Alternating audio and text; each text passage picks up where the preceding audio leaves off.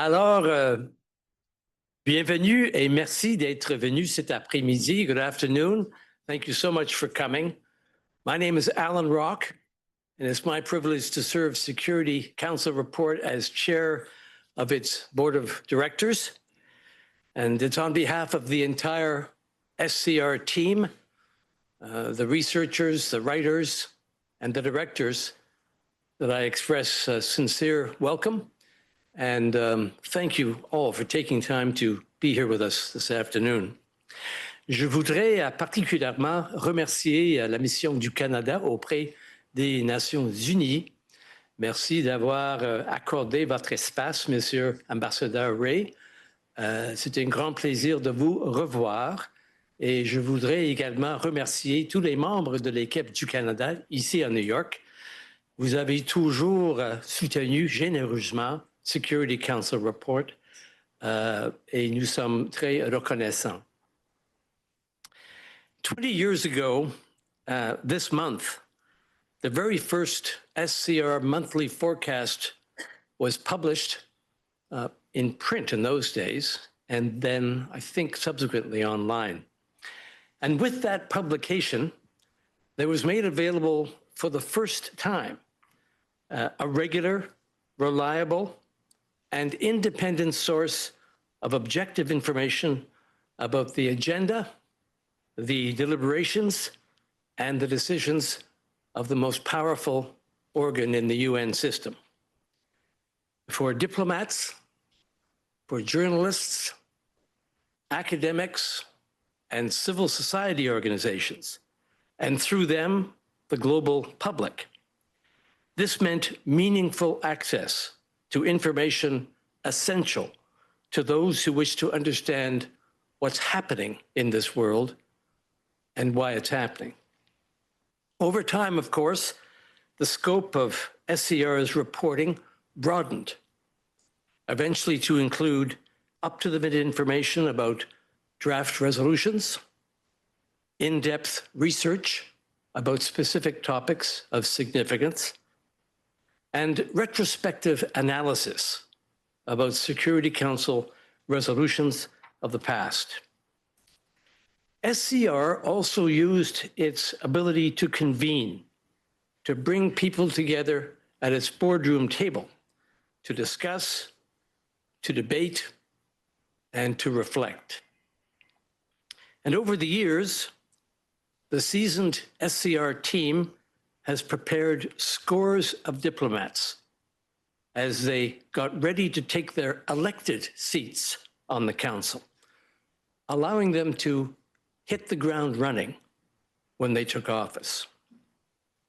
Perhaps most importantly, SCR's reporting, its analysis, and its training have all been carried out in an independent and impartial way by an exceptional team whose mission is to communicate facts, not promote a point of view, to convey information, and not to express opinions. As we mark the 20 years of SCR and its many contributions to this UN community, we have assembled a distinguished panel of individuals who have a variety of connections to this organization. In a few moments, we will invite them not only to look back at SCR and its evolution, but also to look forward as to what the future might hold.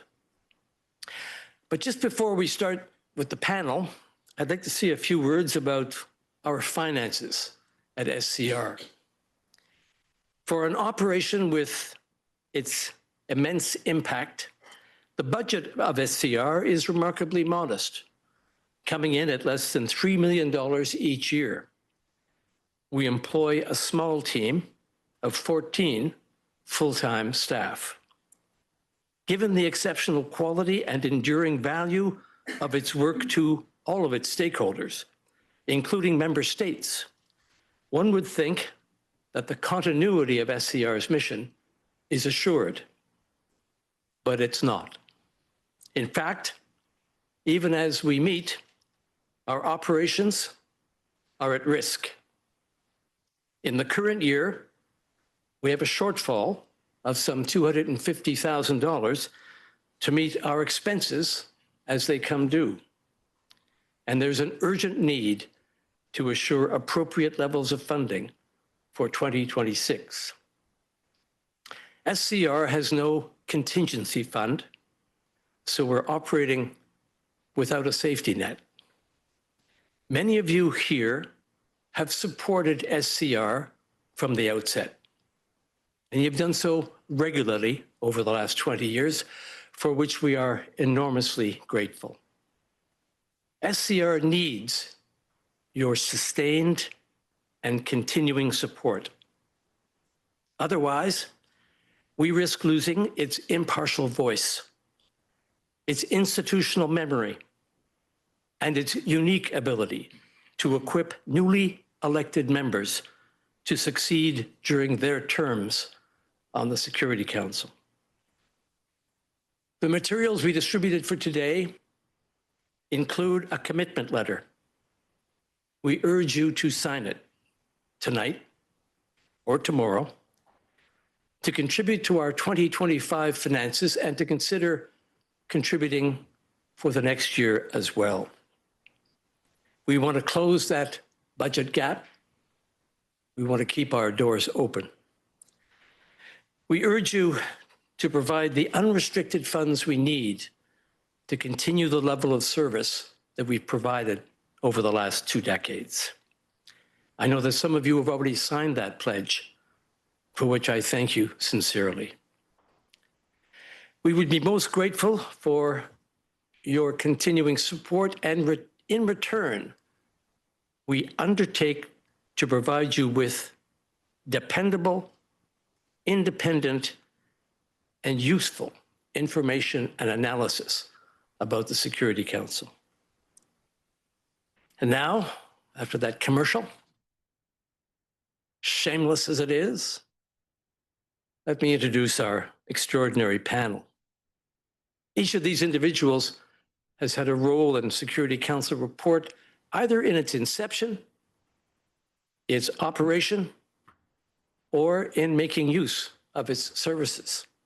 And I begin with Colin Keating. Colin was appointed as the first executive director of Security Council report just after he left his post as permanent representative of New Zealand to the United Nations.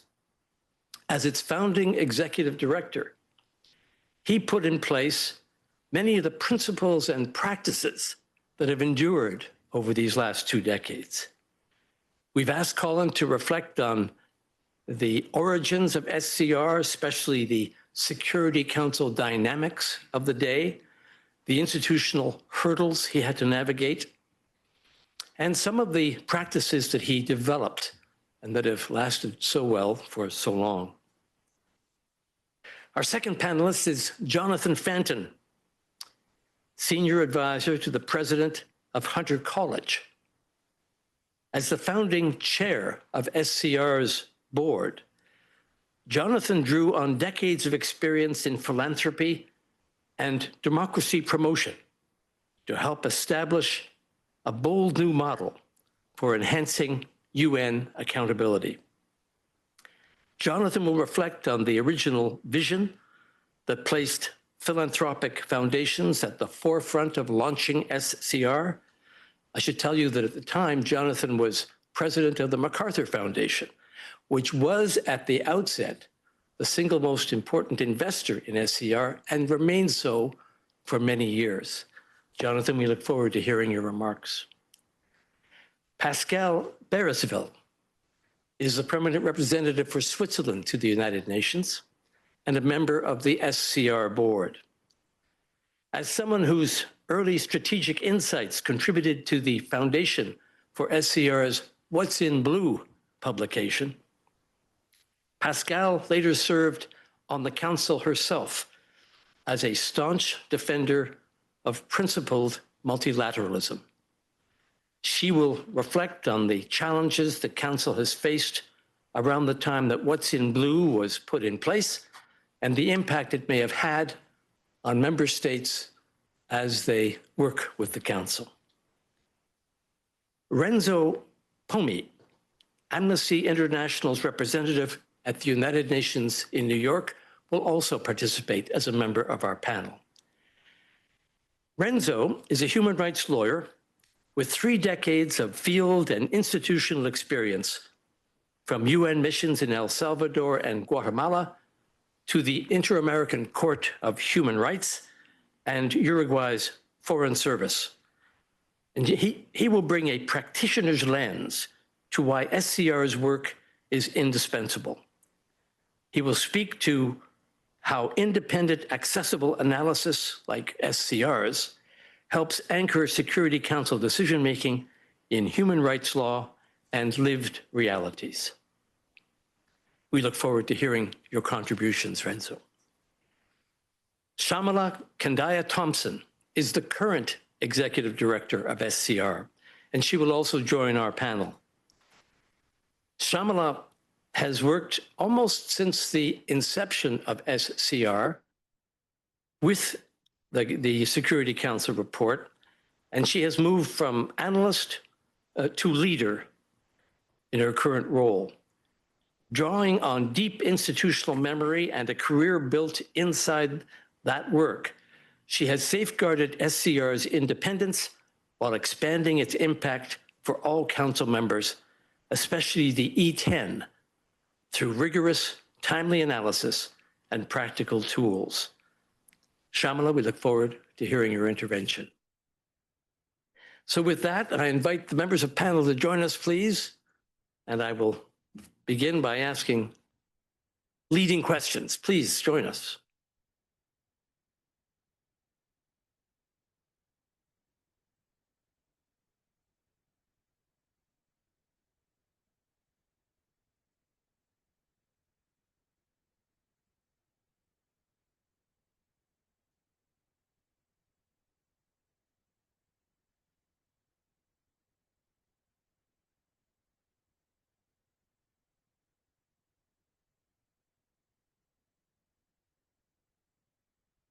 Couple of ground rules. First of all, you must feel free to come and use the podium if you're more comfortable speaking from here.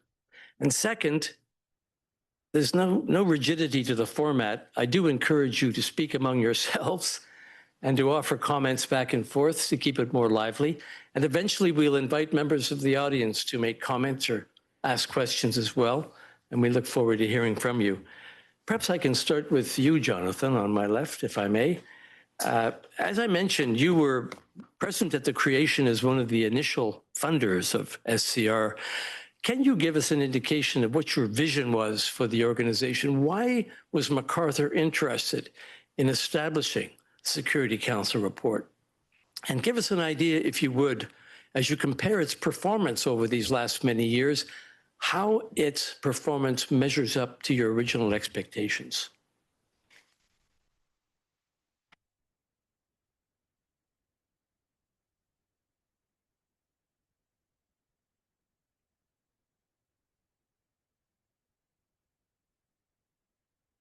Well, thank you, Alan, for that nice introduction and for your role in chairing SCR's board and for Canada's early support of SCR.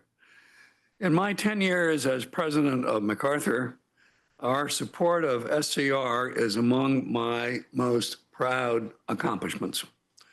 Working with Carnegie, Rockefeller, Hewlett, and Norway, MacArthur provided the initial support for founding SCR, and over the years has given $8.5 million.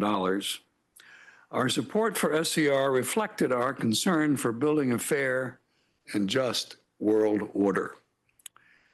Let me give you just one other little piece of background. Kofi Annan asked MacArthur, through our trustee Lloyd Axworthy of Canada, to establish an international commission on humanitarian intervention and state sovereignty. This reflected his own deep remorse over the tragic case of Rwanda. Our commission formulated the responsibility to protect, calling on nations of the world to step in when nations could not or would not protect their own citizens.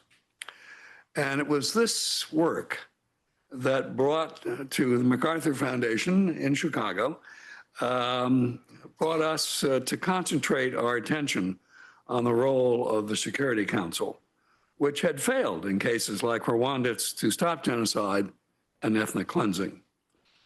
And in my memorandum to the MacArthur Board recommending support for SCR, and I'm now going to read what I wrote way back 21 years ago, I guess, and I'll ask you to give me a grade. How did we do against what I promised the MacArthur Board? I wrote, there is no single source for information on Security Council activities for people working on council issues in New York and abroad. There are also large gaps in existing reporting. Although the council deals with dozens of crisis situations, only a few are covered in any depth, and no current reporting efforts focus on Security Council in action. It is proposed that a new independent mechanism, Security Council report, be created to fill the gaps. The mechanism would assist non-permanent Security Council members in carrying out their responsibility by developing background materials relevant to upcoming council debates. It would provide routine updates and analysis of council activity and decision-making of non-permanent Security Council members, and it would assess council action and inaction against benchmarks the council has set for itself in thematic and country resolutions. Reporting would cover the breadth of council activity, focusing on substantive issues as opposed to the functioning of the institution per se, and focusing on the council's country-specific activities, such as negotiating resolutions, designating new peacekeeping mandates, and overseeing sanction regimes. The reporting would be credible and timely and would seek to provide information about upcoming issues and decisions, as well as current deliberations. The approach would be rigorous but balanced. The SCR would not advocate specific positions, but would take the effective maintenance of international peace and security as a benchmark for assessing council actions. That's what I promised the board. $8.5 million followed, and I want to know what you think.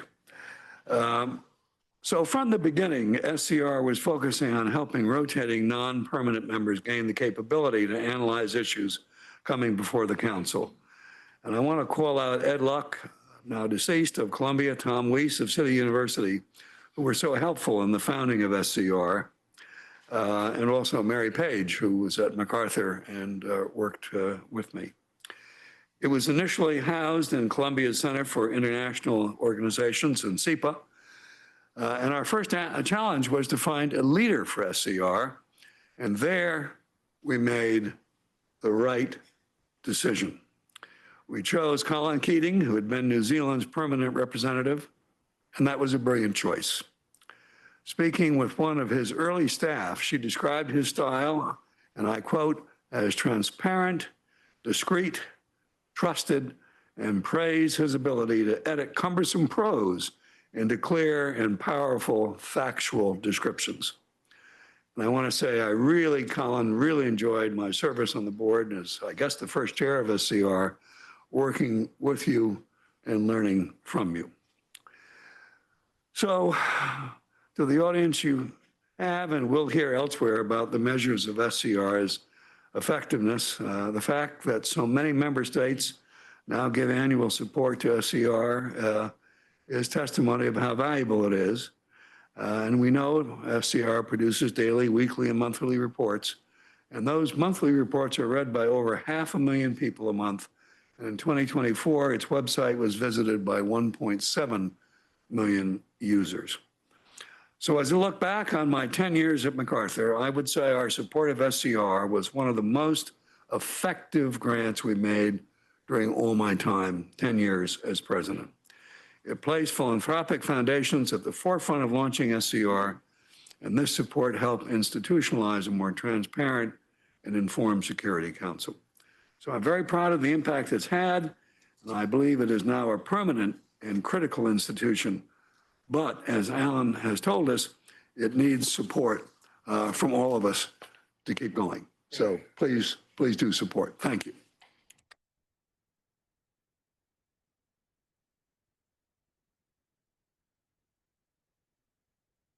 have no idea how this microphone works. I think I got to turn this one. There it is. Thank you. Thanks, Jonathan. Very well said. Colin, we've heard you described in glowing terms. You took on this task before anybody else had held the post. What attracted you to the prospect of becoming executive director of SCR? And give us a sense of the nature of the challenges you faced as you began a new job.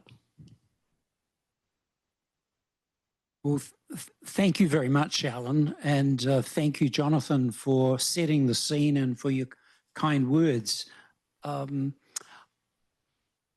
was sitting in my office in Wellington, New Zealand, and I get a telephone call from somebody who introduces himself as Ambassador Vega Stroman from Norway.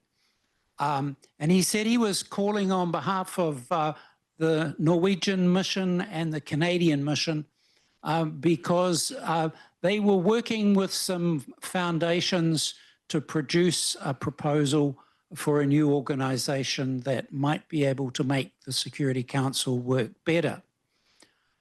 He said, would I be interested in coming to New York to talk with them about it and see whether I might be willing to play a role in it?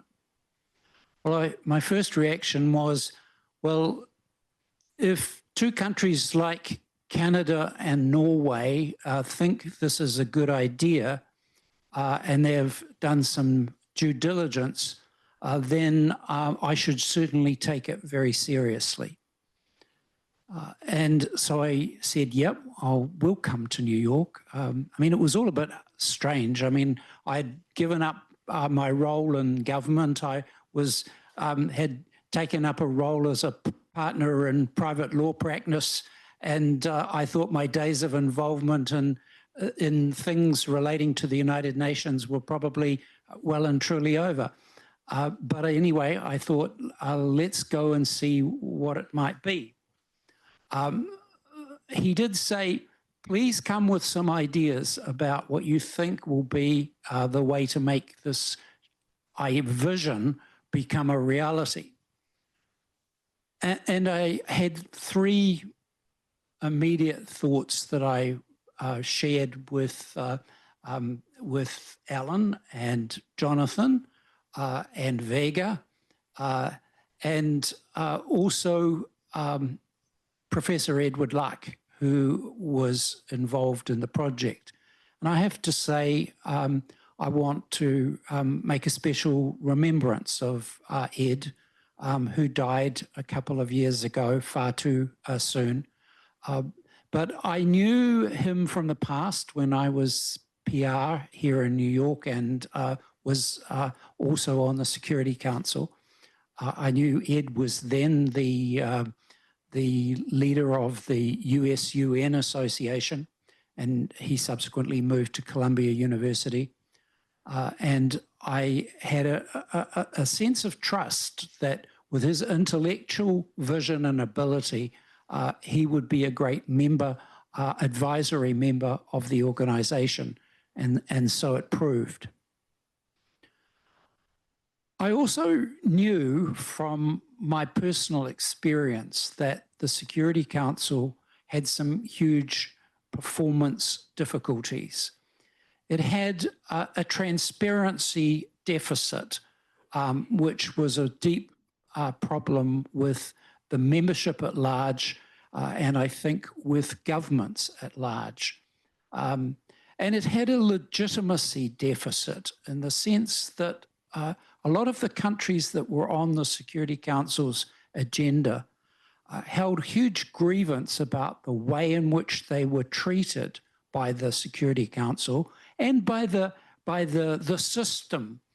They felt that the principle of sovereign equality was simply not being adequately respected in the way that they were given the opportunity to even understand that their case was coming up before the Security Council, what the timing might be, what the procedures might be, let alone what might be said about them, especially in their absence in the consultation room where most of the work was being done. So I knew that there were some serious issues here, and there was an opportunity for an external organization to make a difference to deal with those problems. But I thought that really it needed three fundamental principles.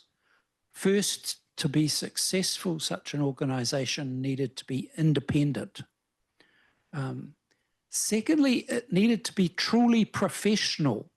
The diplomats, the ambassadors, the delegates needed to be able to respect these people as partners and equals, not with the disdain which they tended to treat most NGOs.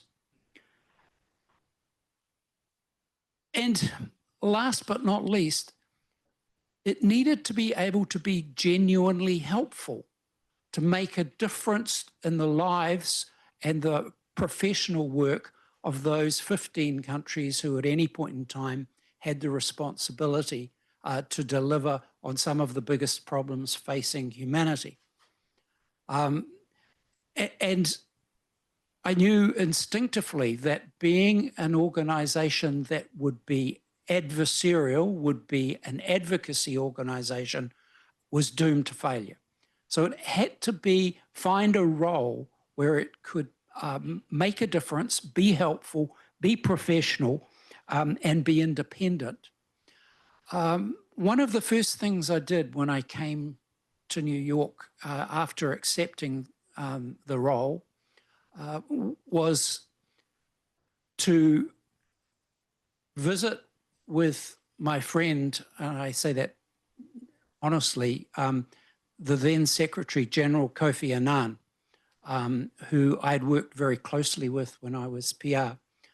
He was the first person I went to see and ask advice about how to make it work. And he promised complete and absolute support within the organization. And that was a great reassurance to me.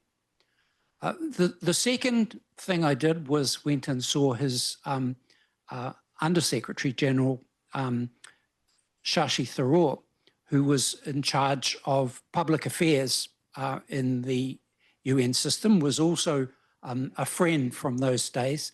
And I went to see him partly because we would be involved in the public affairs space of the United Nations, but also because I knew he had control over access to the building for NGOs and organizations that were not accredited diplomats. And so I said to him, the one thing that's essential to make this organization work is to get a kind of pass that will enable us to go anywhere in the building and act as if we are diplomats. And Shashi said, no such pass exists. And I said, but Kofi has said you'll do anything to make this thing work. And he said, I'll find a way. And sure enough, that was an important key to enabling a group such as this team to be able to deliver on the vision.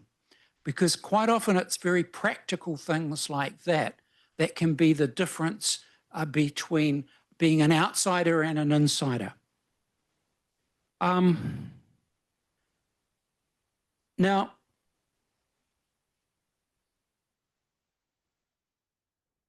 I knew it was really going to be a waste of time unless we were going to be genuinely helpful.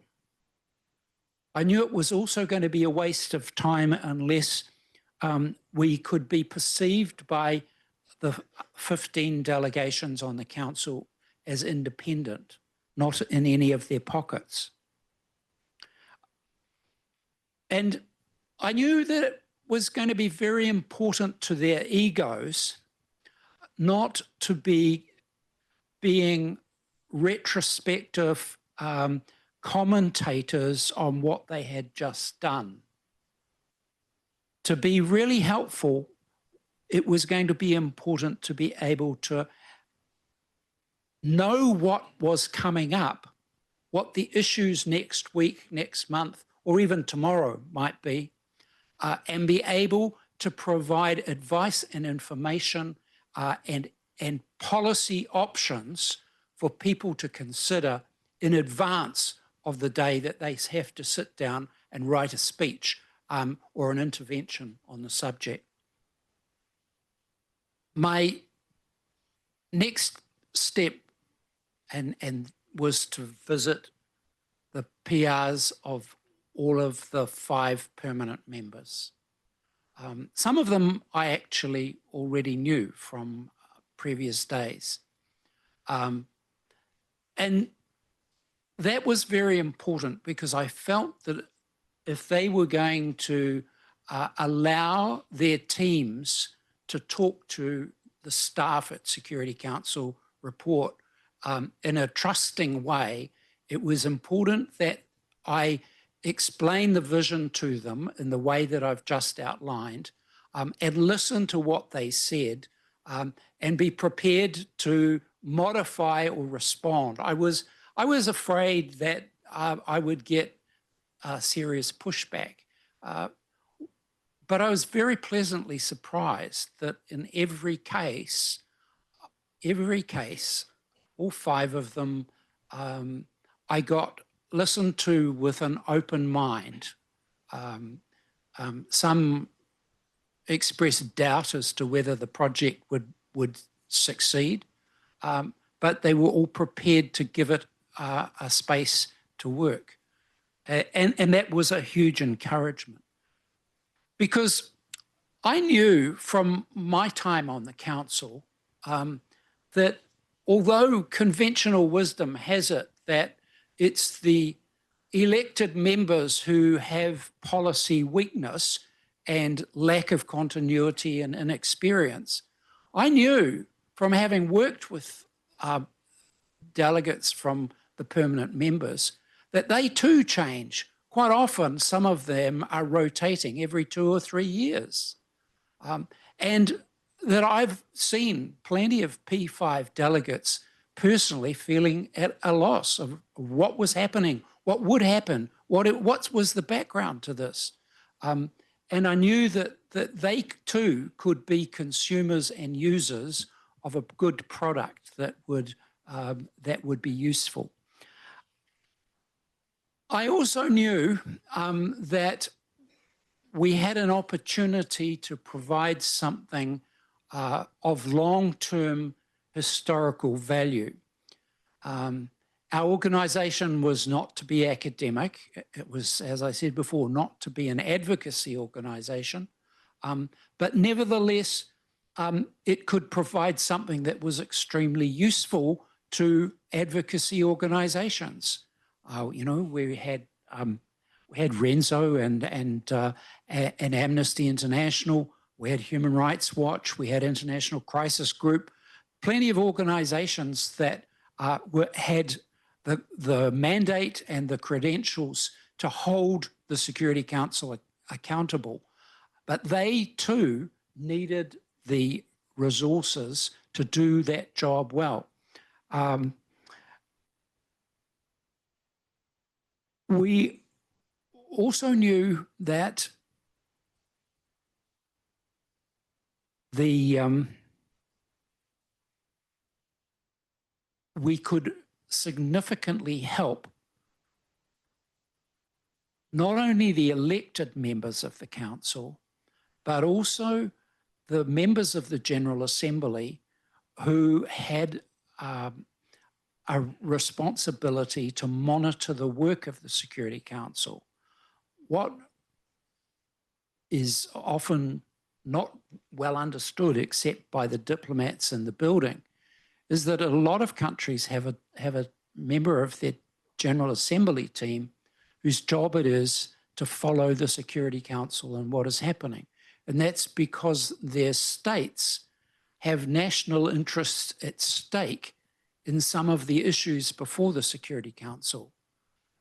And often non-members of the Council have much more at stake in what is going on in the Council than some of the Council members. And that therefore that goes back to the point I mentioned before about the legitimacy deficit in the organization, the way it was structured. We would be able to provide something to help them. And last but not least, I was very conscious that so much of the work of the council takes place behind closed doors. And this is not just a transparency problem, it's actually also a problem of accountability about public diplomacy not being on the public record.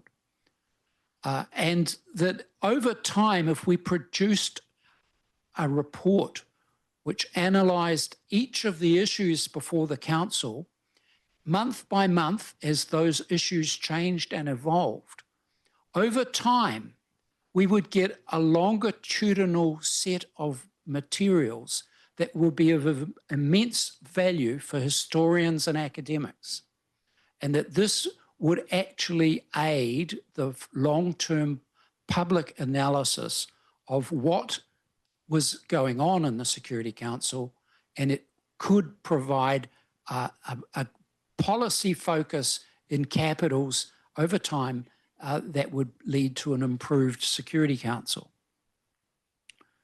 Well, looking back, I think it's fair to say from what's already been said this afternoon that some of those goals have been achieved. I think we can see that the Security Council is much more accessible and transparent, that elected members are much better informed and much better able to participate effectively. We can see that General Assembly members are much better informed and much better able to participate when there are open debates. And we can see that the public at large, you know, if 1.5 million people per year are looking at the website, the media, the NGO community are all deriving benefits. Deep down, though, I think that there was a sense of optimism, and I certainly had a sense of optimism, that all of this would be not only a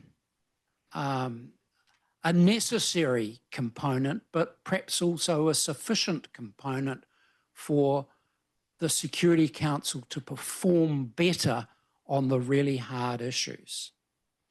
And I think, to be honest, I have to say at the moment, we haven't yet got to the point where our Security Council is performing better than it was. What I think I can say, and why this echoes the points that both Alan and Jonathan have made about the importance of continuing support for SCR financially, is that if SCR were to disappear, the one thing you can be sure of is that over time the council's performance would deteriorate even more. And that's something which I think is worth thinking really hard about. Thank you.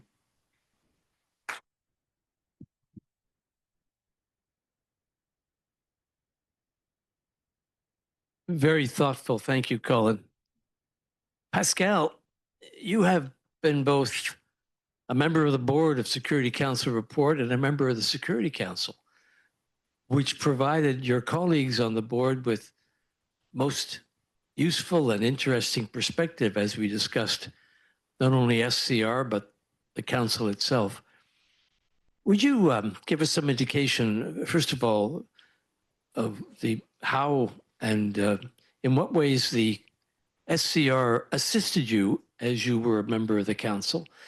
And also talk a bit about one of the innovations that you helped introduce, which was the What's in Blue publication, giving detailed and advanced information about resolutions on the council agenda. Over to you. Very much, Alan. Is it on? Yeah. Thank you very much, Alan, and happy birthday, SCR. I would like to dedicate that wish in particular to the team, but also to the leader, to the former leaders, those present and also those who are not here. And if we look 20 years back, and I mean, we are discussing a lot about what was decided at that very summit 20 years ago. And actually, we are impressed what they did. I mean, Peace Building Commission, Human Rights Council, they even kind of launched a UN reform, which we are trying to inspire us from and not kind of do the mistakes they may have made. But there was also one thing which was discussed and came very close in 2005 was actually a Security Council reform. And Jean Ping, who was the PGA and the politician, kind of calculated that this would be too much. Probably he was right.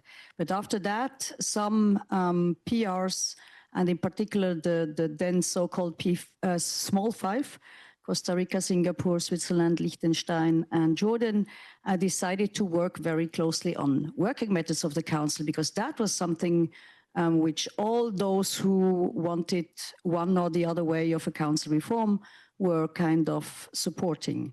And that's also when their partnership with Colin and a Security Council report started, because they were kind of very much pushing into the same direction. And I recognize some of the young people then, back then, we are still young, Maritza, but we were kind of the girls supporting our PRs, trying to kind of stress and push for better working methods in the Council.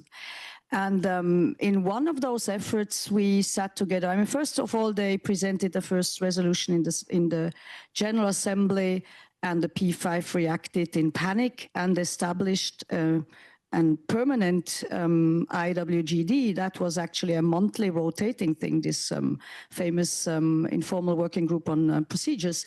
And they issued this Note 507, which was heavily inspired by that first small five resolution. And then we started to regularly also work with that IWGD. And I remember one session in, I think, July 2009 it was, when we had an exchange, and the then elected member Croatia, and I don't know if it was the PR, the DPR, said something which kind of stuck with Christian Venaveza and myself.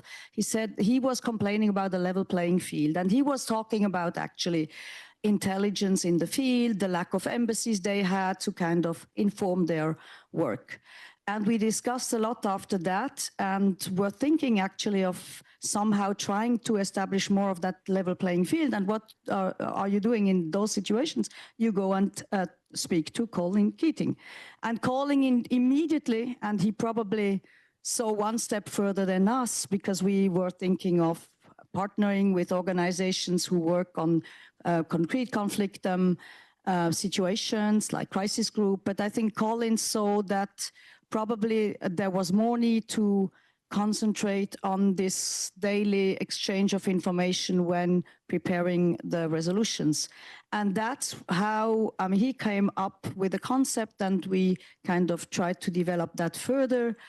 Some others partnered, and out of that, What's in Blue was created, and I think we trained it for 3 months. I think Luxembourg, Belgium, and some of us younger staff had the privilege of kind of testing that instrument, which made the work of Security Council report also much more challenging. I think Shamala was the victim who had to kind of speed up the work, but it really became a tool which would follow the Council on a daily basis. And those who have been here in previous incarnations know that we were actually camping in front of the Council chamber in the German lounge, trying to get one or the other information out of people coming out. And Colin was very truly saying that sometimes it actually concerned us more than even the Council members. I remember when they were talking around Syria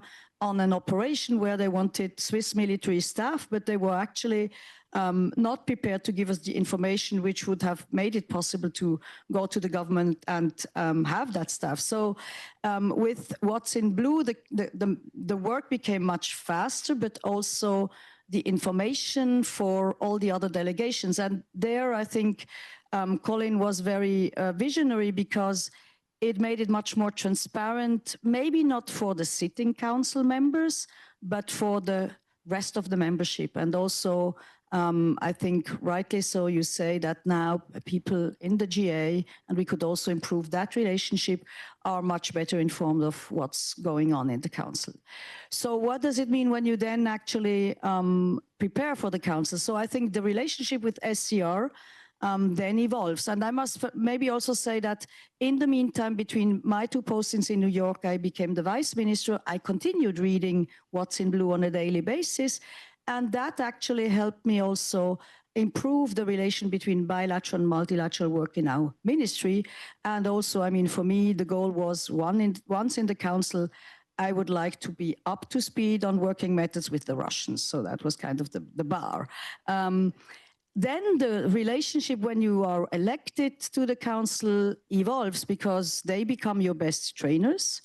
And again, I think Security Council report remained an absolutely creative institution. So we, for example, said we wanted to cross-train and team build with other delegations which were preparing for the council, maybe had less financial means to have those trainings. So we trained with Mozambique on women, peace and security, for example, or with Ecuador on climate security.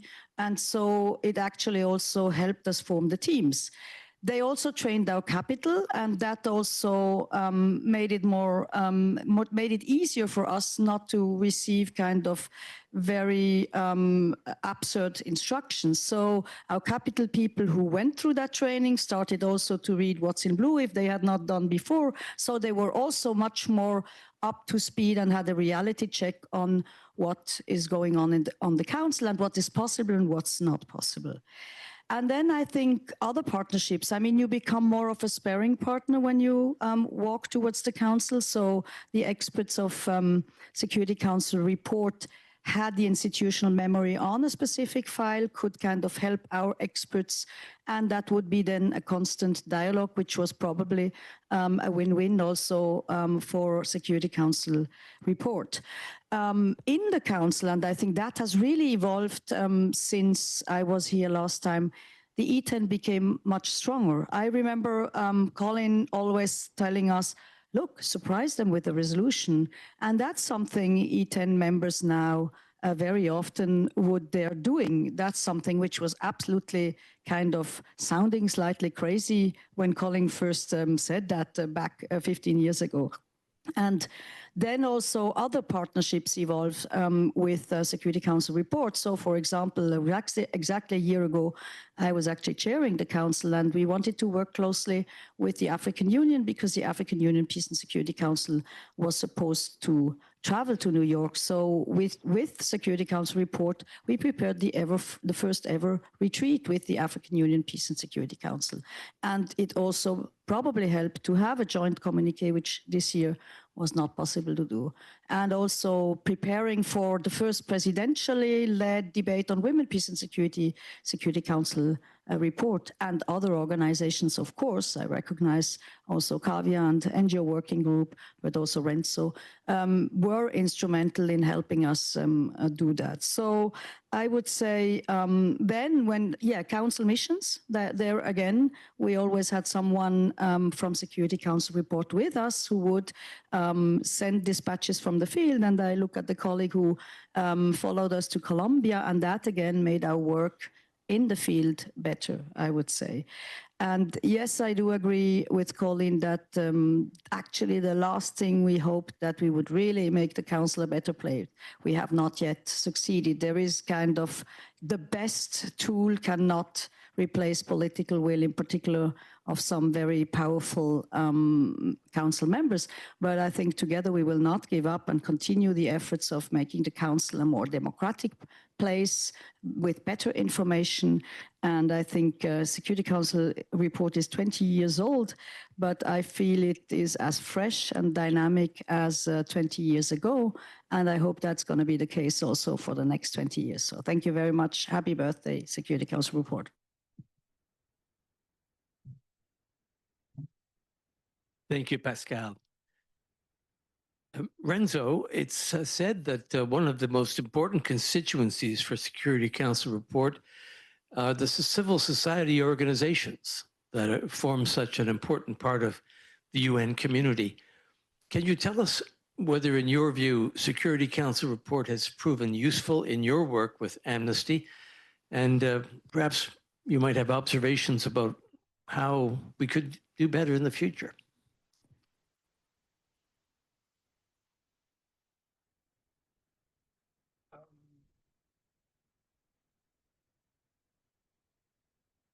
There. Thank you very much for giving me the opportunity to be here today. I'm very happy to be here, not because I enjoy public speaking, which I don't at all, but because this is an excellent opportunity to publicly express my personal and institutional appreciation for the essential work Security Council report does and has been doing for 20 years now to instill transparency and therefore accountability in the Security Council's work.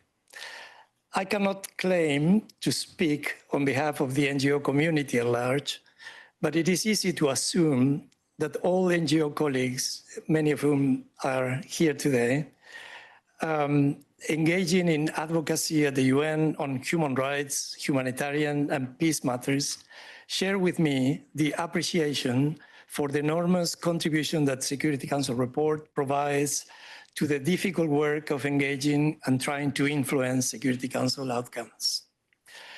My personal appreciation goes in particular to the wonderful team of professionals in the back and around here. That is the essence of Security Council report and key to its success. Their deep knowledge of UN affairs and their inclination to selflessly, did I say it correctly? Yeah, I hope so. To share it is highly, highly appreciated. I could end up my response here, but I hope you allow me to give a bit of context to the response I just gave. When I joined Amnesty to work on UN affairs, the Security Council was the most obscure and difficult UN entity to navigate, which fitted perfectly with its nature as the least representative and democratic of UN institutions.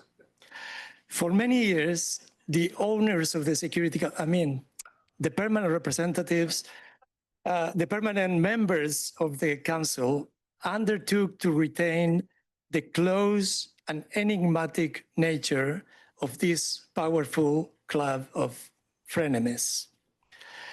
By the time I joined Amnesty some 25 years ago, two key initiatives were undergoing to open the Security Council to actors other than UN member states. One was the area formula meetings. No matter what we think of how area formula meetings are used by members of the Security Council today, its inception in the 1990s was a very important first initiative to allow expert civil society and other non-UN state voices to provide their information and analysis to the Security Council and thus, hopefully, contribute to decision-making based on firmer ground. The second initiative was the creation, also in the 1990s, of the NGO Working Group on the Security Council. And I'm happy to have here with us former chairs, the current chair, and other members of the working group. Overcoming the reluctance of some members of the Council, since its inception, the NGO Working Group on the Security Council managed to make off-the-record and honest briefings of Security Council PRs to NGO representatives, a sort of normal feature in the UN agenda in New York City. Closer to the present, other NGO working groups were created, and their partnership with Security Council members has opened the Security Council to civil society speakers, which is a remarkable development in recent years. I recognize here how much the Women, Peace and Security agenda and the states and NGO supporters, including several colleagues who are here, including Kavya for sure, have made possible for women civil society speakers to become a regular feature on the Security Council's agenda. The creation of Security Council report solved, in my view, one of the last pieces of the Security Council puzzle. That is the availability of reliable, comprehensive, evidence-based information on all matters on the Security Council's agenda. I know Security Council report doesn't do advocacy, but their timely and accessible reading of what is expected to happen monthly in the Security Council is extremely helpful for those who do. The What's in Blue allows us, advocates, to understand what is about to be decided in the Council. And in hindsight, and other thematic reports provide us with the analysis and context that is needed to truly understand the Security Council and its dynamics. For young NGO advocates and delegates alike, it must be very difficult to imagine how it was to deal with Security Council issues before the Security Council report was created, when we did not have the tools Security Council report offers, only one click away. However, although the puzzle may be almost complete, important challenges remain. Civil society UN access and participation is still very limited. Restrictions on civil society at the UN reflect a world where civil society space is shrinking. Misinformation and disinformation is rampant, and resistance to and regression on human rights, gender issues, accountability, and other matters is on the rise.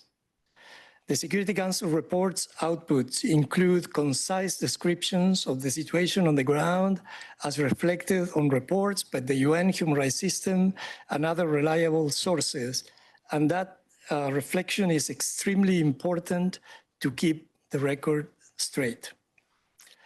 On this regressive context, NGO access to Security Council members, in particular to some permanent members, have gotten more and more difficult. Let me use again the example of the NGO working group on the Security Council to illustrate the point.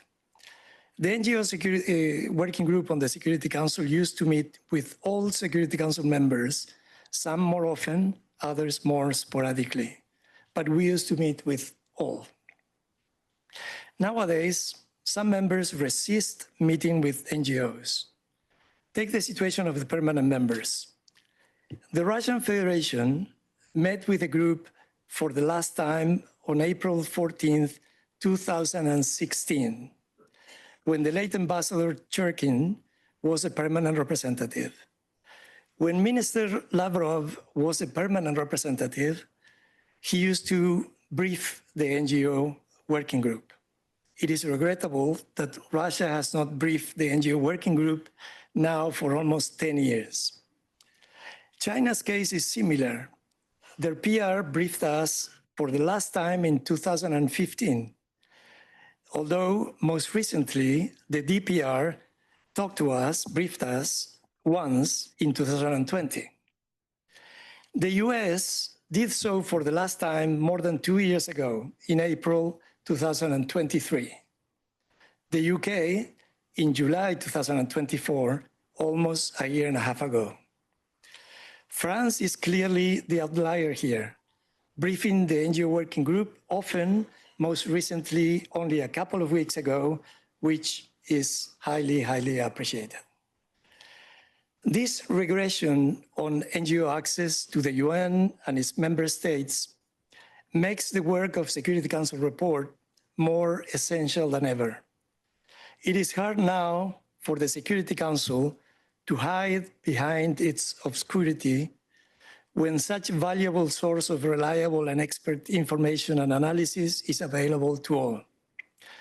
I encourage Security Council report colleagues to continue the current path and to countries and others to make sure that Security Council report continues to provide the essential service it has been providing for the last 2 decades. Thank you.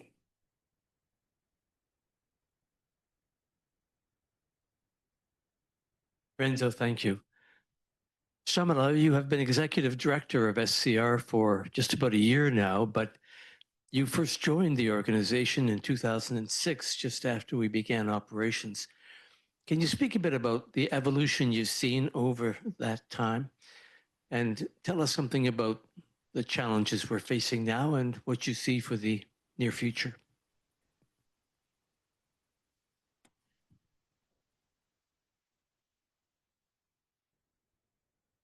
Thank you. Thank you. Thank you. And it's good to see so many old and new friends. Many people have come back having been in New York at the time that SCR started. I think we may not have mentioned that Alan was the Canadian ambassador that was mentioned in Colin's story at the time. And somehow he hasn't been with us all this time, but he did come back as our chair or came back to the board and became our chair. So somehow I have a theory that a lot of people who come to New York come back. So I think, you know, it's proven from some of these things. As Alan said, I joined SCR 6 months exactly after the first issue came out. And I come to New York as what they call a trailing spouse because my husband had a job. We just got married and I felt like, you know, I couldn't say off you go. So, so there I was. And I was too old and having worked enough to not work. So I'm very bad at not working. And I finally had to say to a few people, look, I am looking for a job. And the Singapore ambassador actually was the person who said to me, there's this new organization that started. I know the newly appointed executive director, Colin Keating. I can put you in touch, you know. And I thought, okay, I had sort of been quiet about it, thinking somehow I'd find a job in the normal way. But in talking to him, I thought, okay, I will, you know, sort of get in touch. And I think I emailed and I did speak to Colin, and he said to me, oh, we've just recruited, you know, we just did our first round of recruitment. But if you're interested in a few months, if you're interested in January, February, get back in touch with me. And I somehow knew I would be interested in January, February. So I did get back in touch, and I then got interviewed. And I think it was a very lucky phone call because I now have spent 19 and a half years in the best job I've ever had, the longest job I've also stayed in. And I've been very, very fortunate to be part of the journey that SCR has taken in these 20 years.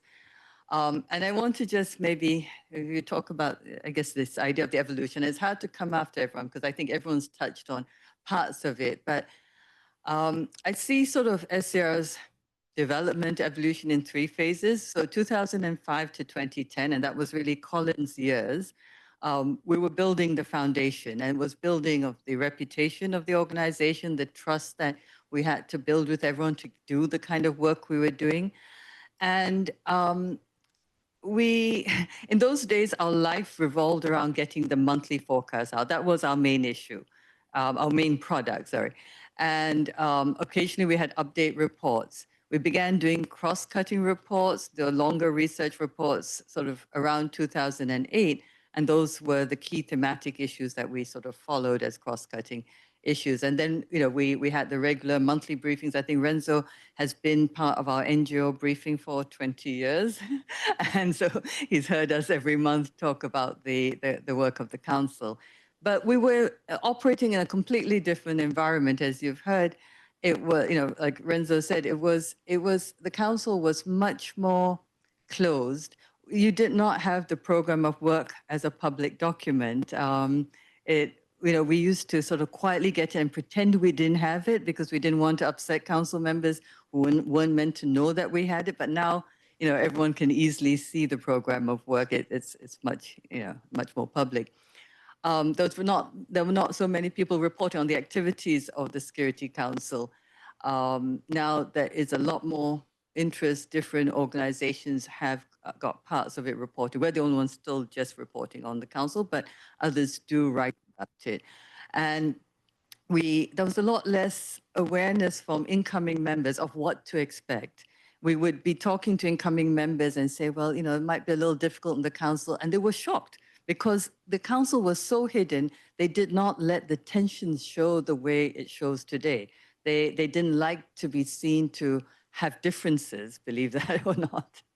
And what we had to do is we had to find a way into this sacred chamber that, didn't really want people looking in. So we had to develop the trust, show that we would be reporting in a balanced manner and without an agenda. As Colin has said, I think all of those things we had very firmly in our minds. And I remember we would sort of just cold call contacts and say, we're from Security Council report. And they would talk to me and I'd think, why are they talking to me? They don't really, I've been a journalist and they don't like talking to journalists, but they would talk to us because already within that 6 months, there was some reputation that we would be reporting these things in a certain way. And the initial cohort we had particularly, they were sort of really enthusiastic, energetic people. We used to fight over getting issues. We wanted as many topics to write about as possible. And it was exciting to be part of what felt like a startup. We were building something new. And I think in quite a short time, we established that trust with members to provide the reporting we did. And I attribute this to Colin's, particularly the style that he created. I still have kept copies of Colin's editing because it taught us, I think, as Jonathan said, the style of Colin's, right? He transformed our extremely long sentences, something, into concise, crisp writing. And you can see that style. It is still there in how we write, or as much as we try, as how we try to write. And it's really what we do use. The next period was 2011 to 2019, and I see that sort of as a period of change where we brought in quite a lot of new products. The first big change was the new executive director, Bruno Stagno. And during this phase, I feel like we kind of became teenagers and we had a bit of a growth spurt. So we also increased the number of people we had. We had a sudden increase in staff. So I think I didn't say, I was the 6th member of SCR, and I know some of you have heard this joke that I've made, and I'll make it again, that I used to say, and I still say, that the first 5 saw themselves as the P5, so I was the first elected member, but all the other 5 are gone. So reform is possible. No, I take that back. I think I remember now that we're being recorded. So as you've heard, 2011, we launched What's in Blue. And it really was, I think, I'm a little bit biased because I was the first editor and I worked with Colin on developing it and creating it. But I think it was, SCR's boldest product at that point, because what we were going to be doing is reporting, almost in real time. And there are dangers to that because you could get more things wrong. So we had to be very careful how we wrote it, when we put out things, and we still are. And, turning that idea for What's in Blue into a reality, the conversations, I remember feeling I was having to get these ideas out of Colin's head and sort of try to turn them into this website. And finally we succeeded and came up with the style. And it really allowed us to provide insights into what's into the council's work. It forced us to change our working methods. We stopped being like a monthly cycle to a daily, reporting. We have daily What's in Blue meetings. So it really changed how we work. And then when you look at the council during that period, now I don't know if this is coincidence or maybe luck or good or bad luck, but we launched What's in Blue at the same time as the Arab Spring, basically. So all these new issues came into the council with, Libya, Syria, Mali at the time.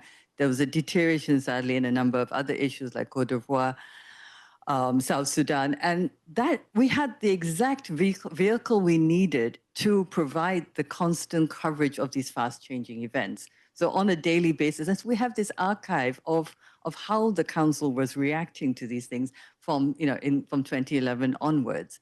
And I think this is great. It gives us an institutional memory, a historical account of those things.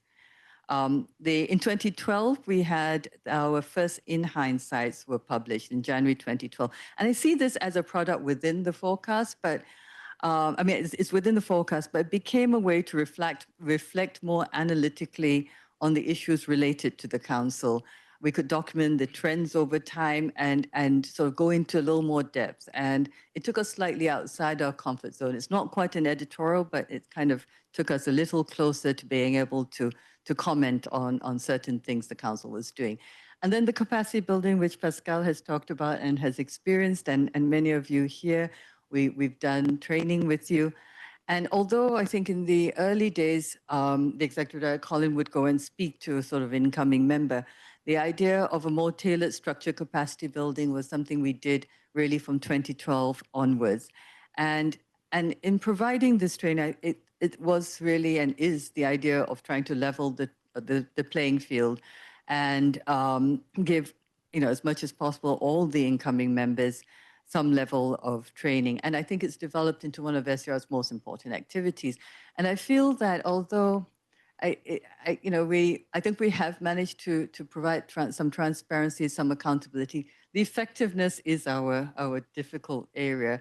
And it is, I don't think it's quite possible at SCR to do that, but the elected members, we hope that we can help them to do that. And that is, I think, our indirect way hopefully of trying to make the council more effective. And we, right now we've provided training for 52 members, some of them more than once. Our 52nd member was DRC last week. So we're slowly bringing up the numbers. And we also saw during this period that elected members really began to assert themselves. I think as we've heard, there was a difference when we started SCR and by 2014-15, and some of you, were on the council during that period where elected members became the E10 and began to assert themselves, particularly on issues like Syria. And I think this coincided with SCR having some of those tools to help them understand what they were going into and how to use those tools. So I think those things came together.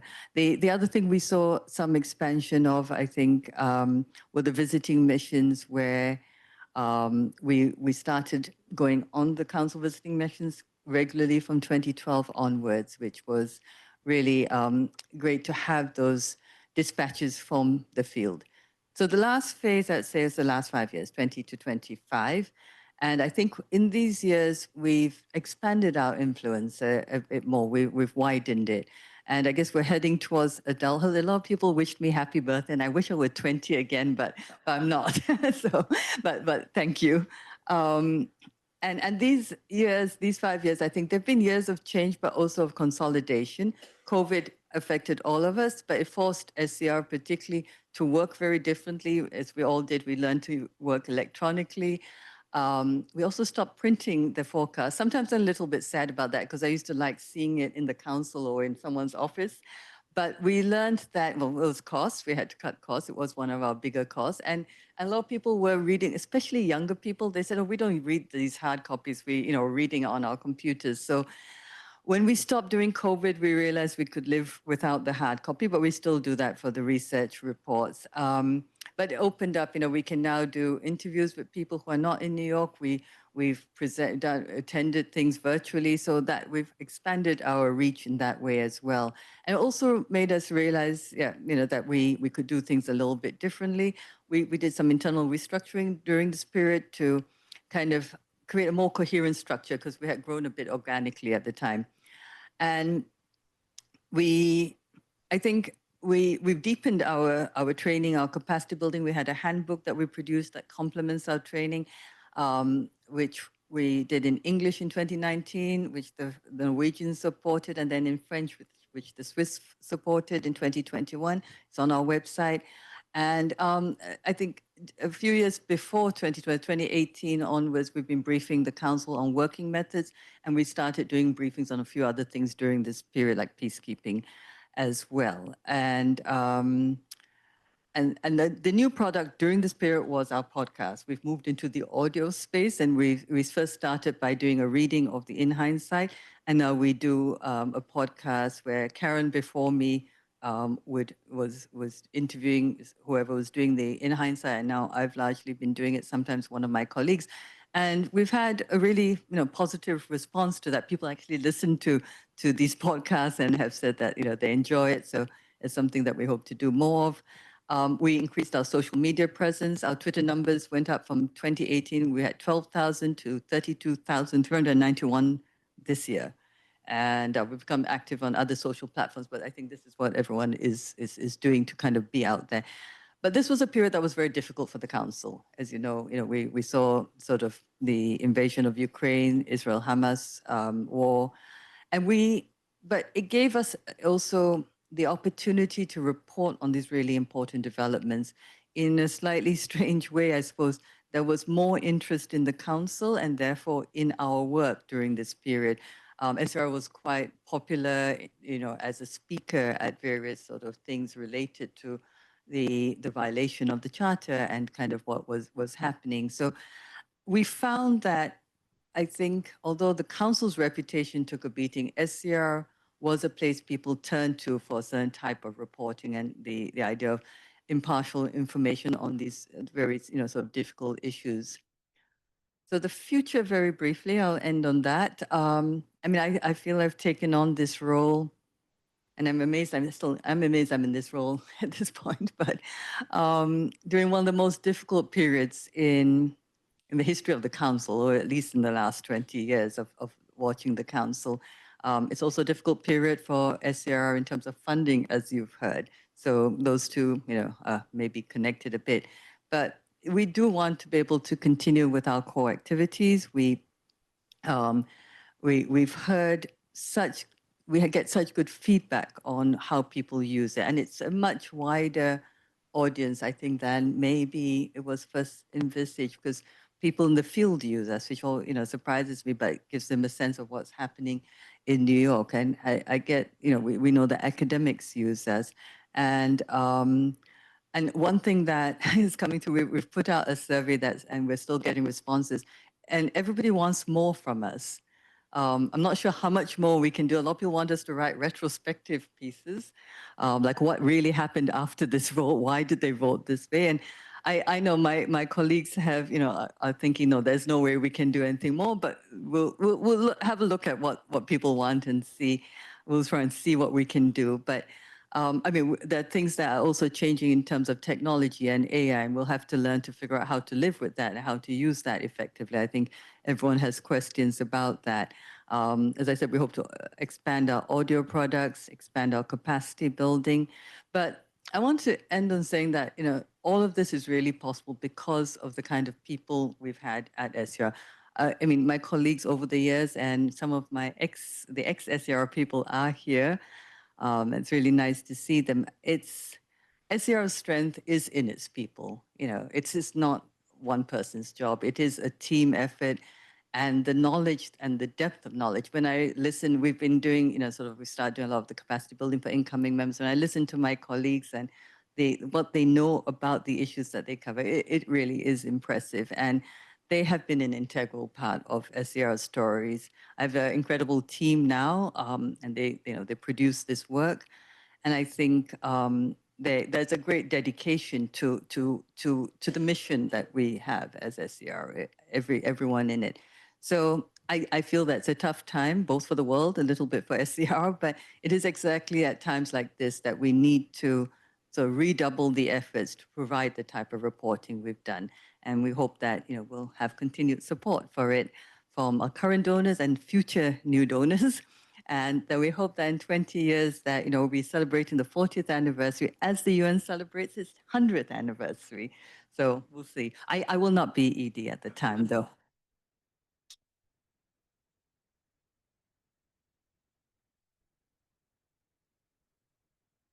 Thanks, Shamala.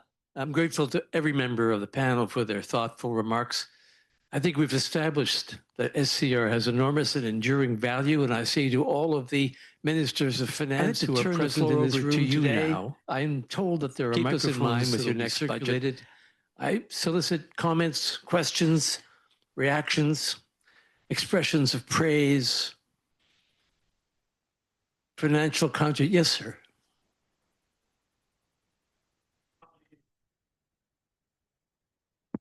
I think the solution is to give Shamala a position as a permanent member of the council, at which point you can use your leverage to raise more money. I'm Bill Hartung. I'm at the Quincy Institute, a fellow traveler of SCR, which I view as a good thing. The bigger problem is, of course, there's a tax on the UN. We know who those folks are. But I think there's a lot of people who share the ideals of the UN. They don't think it can achieve them because of the conflicts among the P5. So how do we convince those folks that the UN is valuable, it's got potential, they can't just sit on the sidelines, they have to support it?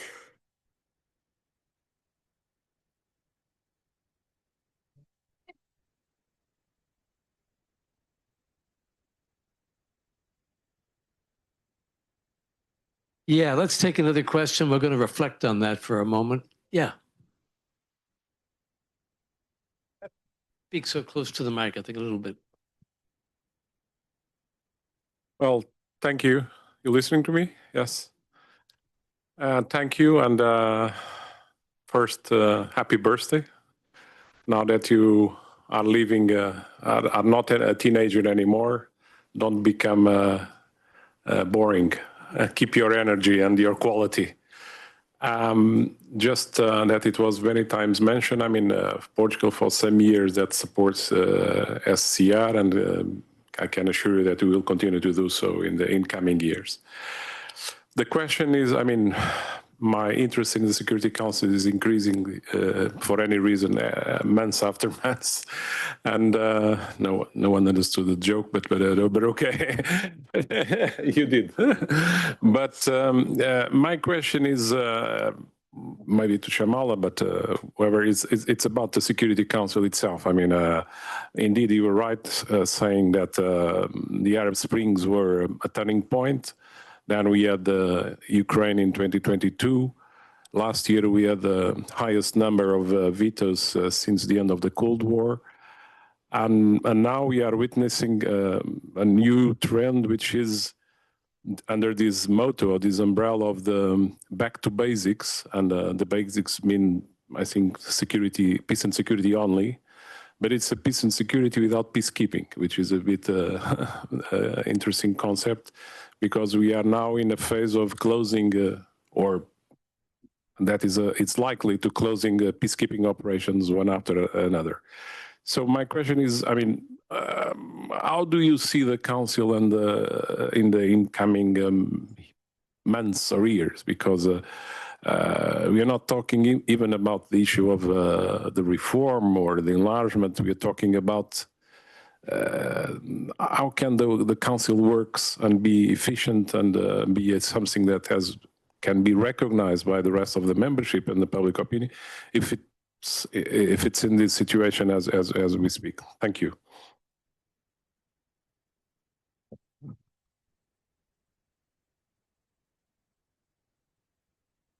I'll try this one. Yeah, I was hoping for like, you know, I was hoping for, oh, you know, you're doing good work instead of getting difficult questions.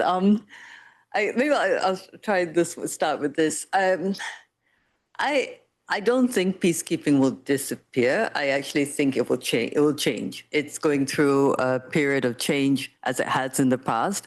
I think it's going to become a different type of model of peacekeeping from everything that I've heard. I'm not quite sure, you know, where it will go yet, because we will see what comes out.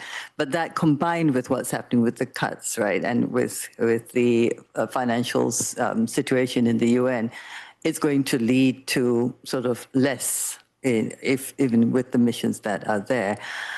I mean, I think Pascale might also want to weigh in on this. I think even when the Council, I tend to put my faith in elected members being able to still try and do things even in this very difficult environment. That sort of also relates to Bill's question. I think it is the most difficult we've seen, but not the most difficult ever. I keep telling myself that there was the Cold War and there was, you know, sort of change after that. But it has been, there's still things that are possible. And we see that, you know, as Pascale said, the idea that the elected members could come up with the E10 resolution, that idea a few years ago wasn't there. And I know, like, the impact, et cetera, implementation, all of that can be still an issue, but those attempts are still being made. And I think that the UN will have to go through the pain of figuring out different ways of working, because there will be less resources. But I hope that it decides, you know, not in an arbitrary way, but that these, you know, depending on what other things that really need to be focused on. And I'm not sure if that, you know, how that's going to work out yet. That's a half answer, I think. Do you want to try the other half, someone?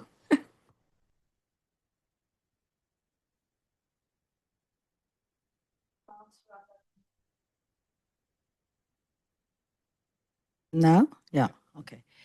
I mean, the Council and the UN, in the end, is a reflection of the geopolitical situation. And the sincere answer is that we don't know exactly where we are driving to. The technological transformation expecting us is going to be huge.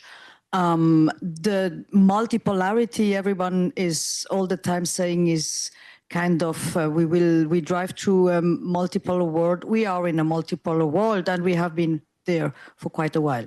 So I think with the current leadership in some of the most powerful capitals, it's going to be difficult to have a turning point.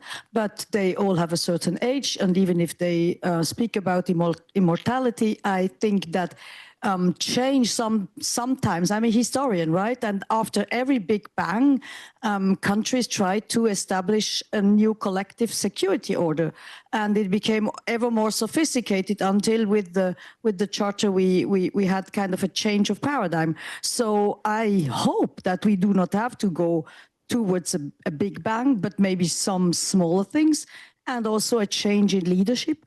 If that happens, it would be very easy to have a council working even before it's reformed.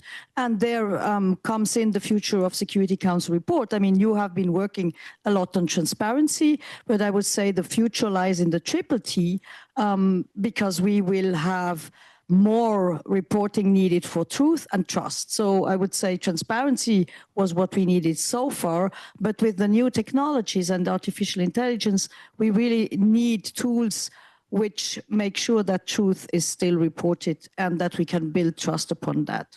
I don't know if that helps, but that's my 5 cents.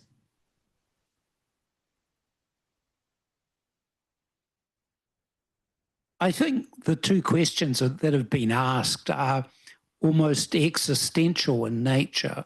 And Pascale is right that there are cycles in history, and the fact of that circularity and having cycles in history, something that makes me optimistic that the current difficult period will be replaced by a more effective and positive cooperative period. The question is, what are the triggers to force the change? And I think Pascale rightly touched on the most worrying consideration, which is that the iteration which gave us the League of Nations the trigger was the First World War, and we lost 20 million human beings. And then the trigger to get the United Nations was the Second World War, and we lost 80 million human beings. Now, the challenge for all of you guys is to actually make sure that we can transition to the next version, UN.1, without a catastrophic disaster. And this is where I think some of the work that's going on at the moment is very important. Fixing the Security Council, as has been touched on, is important to that, but I don't believe it's possible to do that without also fixing the rest of the system. And some work is already underway to do that. Some of it is being driven by painful political processes, but for those of us who really want to get to the UN.1, what we need to make a virtue out of necessity. The necessity is to downsize. The necessity is to accept the fact that some of our peacekeeping missions have gone on too long and they are costing too much. The necessity is that we've got multiple overlapping mandates for all parts of the system. They cost too much. let's see if we can try and focus down and, as I say, make a virtue of necessity. That at the end of the day, I don't believe that the old vision of just fixing the Security Council through the never-ending working group is achievable. It has to be done as part of a package, and it's going to take the support and vision and work of people like Security Council report, continuing to work behind the scenes to maintain that optimism and belief that change is possible. Are there other questions? Oh, Renzo.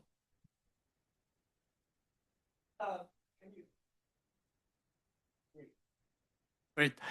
Just picking up on what the ambassador mentioned about this theory of going back to basics, and that's good if we consider basics what it is in the charter, actually. And so the country that pushes for this idea very conveniently forgets to mention that the preamble of the charter not only talk about saving succeeding generations from the scourge of war, but also talks immediately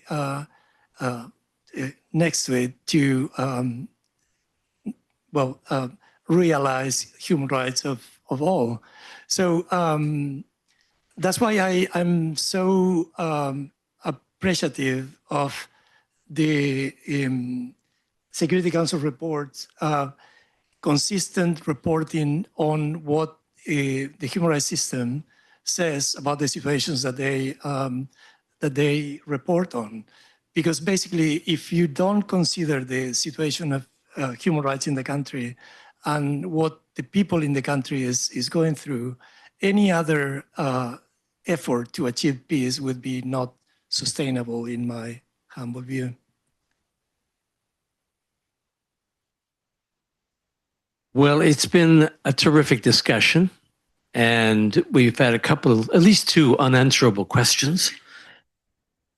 But I thought the panel performed with great courage in the face of that challenge. I've enjoyed the discussion a great deal, and I thank every member of the panel for their contribution, and I invite you to express your appreciation for their insights.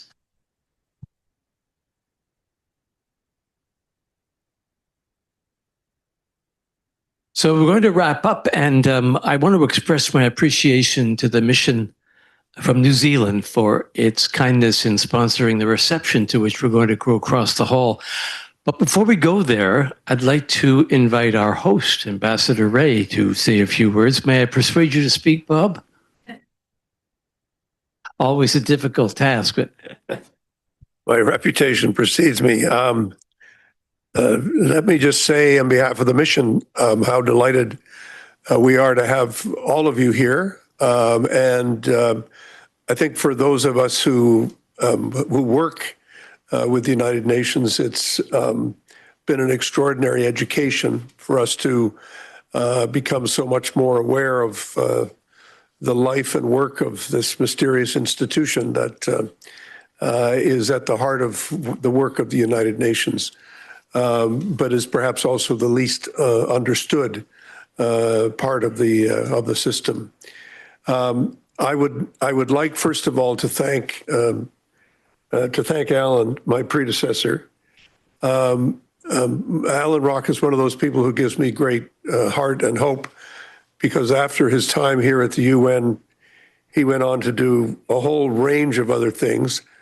So provided I meet my grandmother's test of longevity of living to be 107, that gives me 30 years to go. So I'm looking forward to the next phase, whatever it may be. Some of you may know I am leaving the post here in a couple of weeks, but I'm just so pleased to have been able to participate in this session, and to express my deep appreciation to all of the panelists, who I think have really given us a an extraordinary overview of the life, not only of Security Council reports, but of the Security Council and of the UN itself. And I think this has really been a really splendid session and a wonderful opportunity for all of us to learn and to really begin to appreciate more and more the work that SCR does, but also to understand, I think Colin put it best, if I may say so at the very end,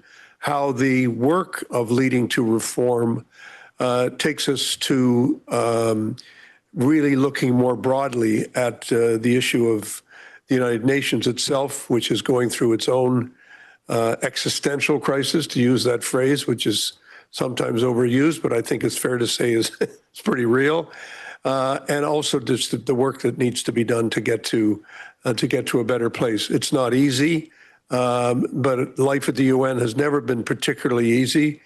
And as Boris Pasternak once said in Dr. Zhivago, life is never just a walk across an open field. And I think we're all discovering the meaning of that phrase, which has stuck with me ever since I read it for the first time when I read Dr. Zhivago as a late teenager, and still return to it as a symbol of hope, the hope of human aspiration, and the need for us to look at what it takes to get to where we need to get to. It's going to take, yes, a vision of what we need to do, but it's also going to take a lot of work and effort, and there will be setbacks, and this is what we're learning all the time.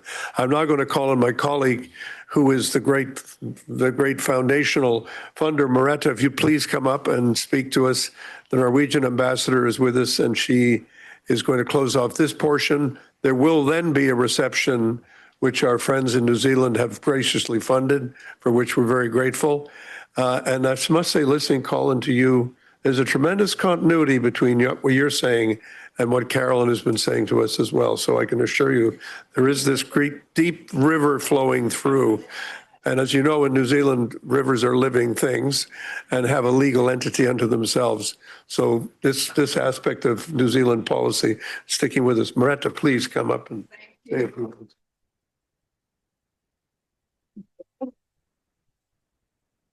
It's always a challenge to offer remarks after Bob Ray. And we shall now also learn the difference between closing remarks and concluding remarks, which I was a bit curious about.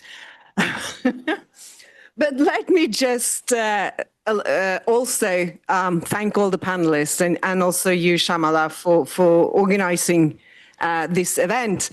I will repeat, I think, what many of you, perhaps all of you, said, that the value of Security Council report is in itself the value of independent expert analysis, and not only for the elected members of the Security Council. When you're inside the council, you get information. When you're outside, you don't, unless we have Security Council report. And so the value for the whole membership, for academia and for civil society is actually immense. And Pascale also mentioned the unique capacity building and training that Security Council report offers to incoming Security Council members. And we had at least the opportunity to take full use of that when we last served on the Council.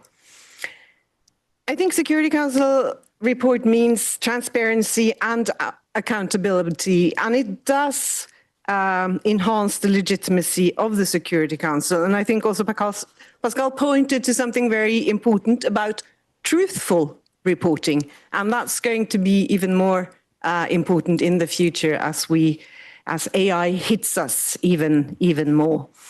Now, maybe the P5 wasn't entirely happy at the inception and the idea of the Security Council report, but I think the SCR has over the years managed to navigate amongst and between both the P5 and the elected members of the Council in such a way that you are not at all seen as a threat. it seems to me that all members of the Council willingly share information with you. And that's an absolute necessity for the publication to offer that expert analysis. Now, one of the Norwegian predecessors here in New York was mentioned, and I do bring greetings from Vegard Strømmen, who was DPR when Norway was on the Council in 2001-2002. And together with, I understand, Alan and others, the idea was born of Security Council report. And what motivated Vegard was the idea that Norway should leave something behind after our Security Council tenure, 2001-2002. And the guiding question for him was, will the SCR be useful to a second secretary in New York writing reports late at night? If the answer is yes, it's a success. The answer was, and still is, yes. And this is why Norway has chosen to continually support the SCR's mission. And obviously, taking the clue from Shamala, I do invite all other member states to join us in this support, ensuring that the Security Council report remains a trusted and impartial resource for the global community in the years ahead, not least for the second secretaries in New York writing reports late at night. Thank you.